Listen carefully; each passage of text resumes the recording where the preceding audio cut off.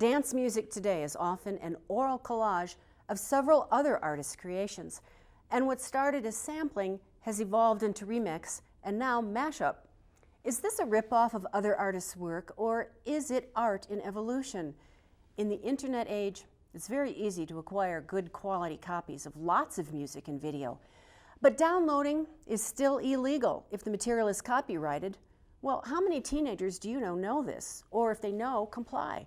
Wyoming Signature's Renny Mackay invited First Amendment expert George Gladney of the Communication and Journalism Department at the University of Wyoming to take on this multifaceted issue. George, I wanted to start and ask you a little bit about something that's been in the news lately, and that's the President Obama's poster that was created by an artist, but it used a photograph that was taken by someone who worked for the Associated Press. And now there's some discussion about, should the Associated Press receive credit for it? Is this person in trouble for copyright infringement? What do you make of that situation? Well, under our copyright laws, you have to look at the fair use provision in that law, which is focused primarily on what would be the market impact. How would it affect the copyright holder? And this is a photograph that I presume is copyrighted by the Associated Press or the individual photographer. Would it cut into the potential sales of that photograph? That would be the first question. And probably in that case, it would be the sole question or the primary question. Now I want to go to a clip of a video that's also an artist using other artists, and this is Greg Gillis, and he is a DJ and takes music samples from all over the place, but also now that there's people who are using images of him and creating that, and I think they're calling it kind of an open source creation. So we'll take a look at that. I'll be on that straight up on that. I'll be on that good tonight. I'll be on it all night, man. I'll be on it all day. Straight up, if you want me, you can find me in that ass. Let me see if you can find me. Let me see them bounce that, bounce that, bounce that, bounce that. You can find me, bounce that, bounce that. Let me see if you can find me. Let me see them bounce that, bounce that, bounce that, bounce that. You can find me in that ass. So looking at that, obviously, the artist there, the musician or the DJ, is putting together a bunch of music, but he's using somebody else's creation. Is this another similar situation to the Obama poster? Well, again, looking at the fair use provision, it is okay for other people to use copyrighted material if they use only a small portion of it. And it would depend what percent of the total creation is being used in that particular production or product. Sometimes you hear the percent of 10% mentioned. If it's less than 10%, you're probably okay. But that 10% is not a firm figure. It depends on the situation at hand or the context.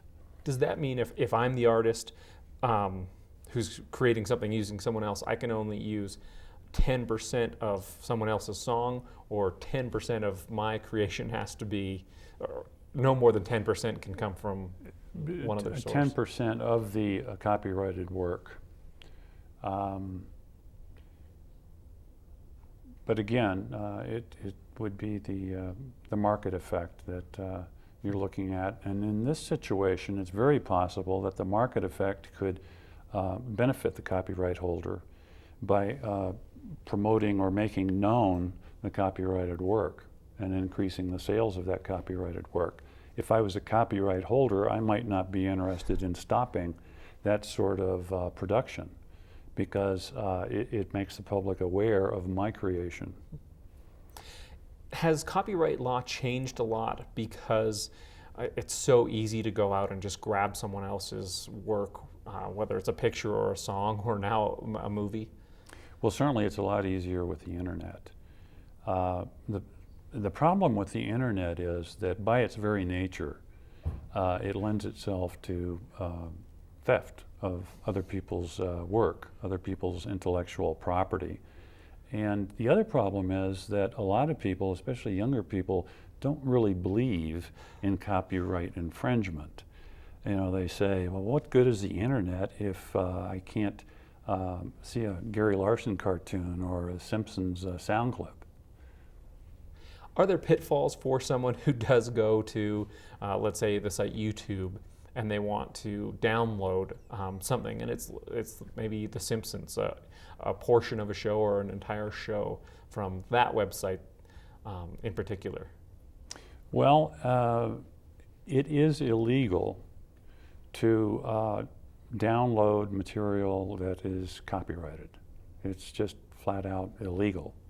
And there are, YouTube, under the provisions of federal law, is safe only if it removes copyrighted material when requested by the copyright owner. And it's required to monitor, to keep an eye on the amount of copyrighted material that it's dealing with. Who is in trouble if downloading does occur? Is it the owner of the computer, you know, the parent or the coffee shop owner, or the person who does the download, the student or the child? Well, that kind of gets you into a gray area of the law, and this is a developing area of the law.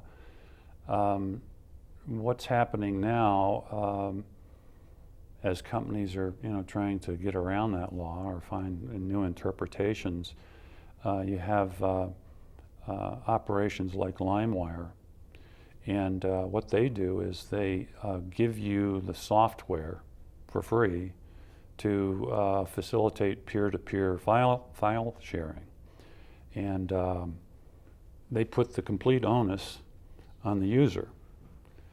And they give fair warning that, you know, it's illegal to download copyrighted material, so do it at your own risk. How do sites like that stay in business because they're facilitating illegal activity? Can't somebody just go out and just turn off that website?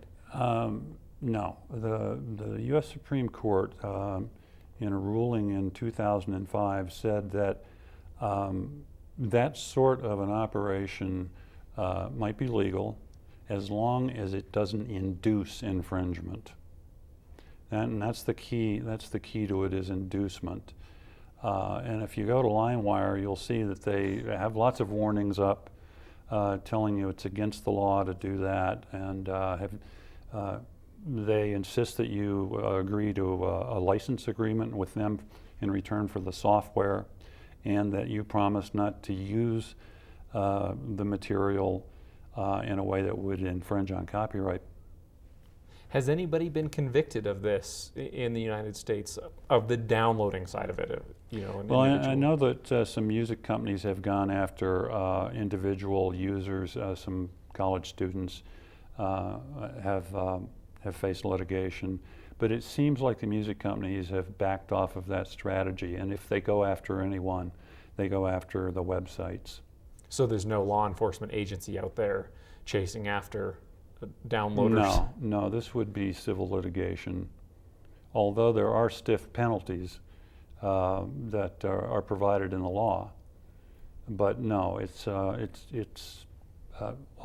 the YouTube, for example.